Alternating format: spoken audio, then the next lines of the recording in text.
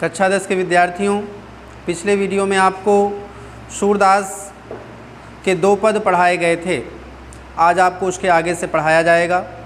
तीसरा पद, किलकत कान्ह घुटुरु अनियावत, किलकत कान्ह घुटुरु अनियावत, मणिमय कनक नंद कै आंगन, मणिमय कनक नंद कै आंगन, बिंब पकड़ी बैधावत, बिंब पकड़ी बैधावत, किलकत कान्ह घुटुरु अनियावत, किलकत कान्ह घुटुरु अनियावत, कबहु निरखी हरि आपु छाह कौं, कबहु निरखी हरि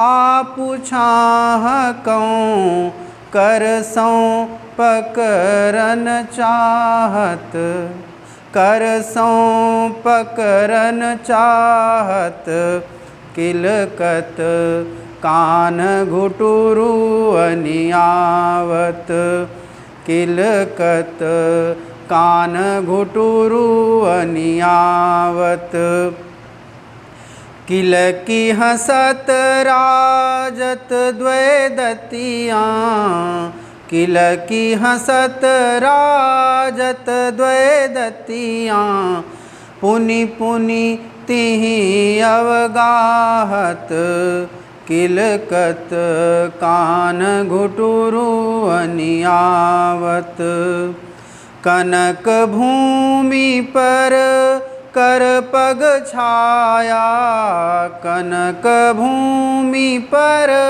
कर पग छाया, यह उपमा एक राजति, किलकत कान्ह घुटुरु अनियावत, करि करि प्रतिपद प्रतिमनि वसुधा, करि करि प्रतिपद प्रतिमनि वसुधा, कमल बैठकी साजति, किलकत कान्ह घुटुरु अनियावत, बाल दशा सुख निरखी जसोदा, बाल दशा सुख निरखी जसोदा, पुनि पुनि पुनि पुनि नंद बुलावती, किलकत कान्ह घुटुरु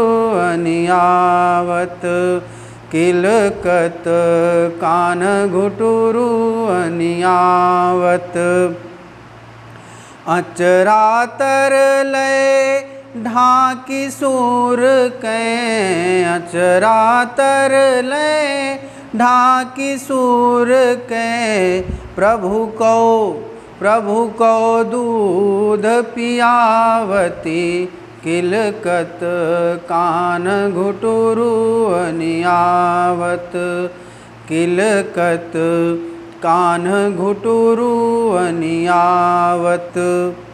इस पद की व्याख्या समझते हैं। इस पद में महाकवि सूरदास ने कृष्ण के बाल सौंदर्य और बाल सुलभ चेष्टाओं का बड़ा ही सरस वर्णन किया है। सूरदास जी कहते हैं कि बालक कृष्ण अब घुटनों के बल चलने लगे हैं। स्वर्ण से बने हुए मड़ियों से जड़े हुए नंद बाबा के आंगन में बाल सुलभ किलकारियाँ करते हुए वह घुटनों के बल चल रहे हैं और चलते हुए अपनी परछाई को पकड़ने के लिए इधर उधर दौड़ रहे हैं। बिंब पकड़ी बैधावत, अपनी परछाई को पकड़ने के लिए दौड़ रहे हैं, भाग रहे हैं। कबहु निरखी हरिया पूछाह कौं, करसों पकड़न चाहत। कभी वह छोटे से कृष्ण अपनी परछाई को देख करके उसे पकड़ने के लिए आकुल हो जाते हैं, आतुर हो जाते हैं और उसे अपने हाथों से पकड़ लेना चाहते हैं। किलकी हंसत राजत द्वैदतियाँ, इस तरह से नंद बाबा के आंगन में खेलते हुए वह बाल सुलभ किलकारियाँ करते हुए हंसते हैं तो उनके दो छोटे छोटे दांत बड़े शोभायमान होते हैं। पुनि पुनिति ही अवगाहत, और बार बार वह अपनी परछाई को पकड़ लेना चाहते हैं। कनक भूमि पर कर पग छाया, यह उपमाइक राजति। स्वर्ण से बनी हुई उस भूमि पर उनके हाथ और पैर की परछाई के लिए यह उपमा कुछ सटीक लगती है। यह उपमाइक राजति, यह उपमा कुछ उचित लगती है। करी करी प्रतिपद प्रतिमनि वसुधा, कमल बैठ की साजति। मानो पृथ्वी उनके प्रत्येक पग के लिए, प्रत्येक मणि में कमल बैठ की साजति, कमल का आसन सजा रही हो। मानो पृथ्वी उनके प्रत्येक पग के लिए, प्रत्येक मणि में कमल का आसन सजा रही हो। बाल दशा सुख निरखी जसोदा, पुनि पुनि नंद बुलावती।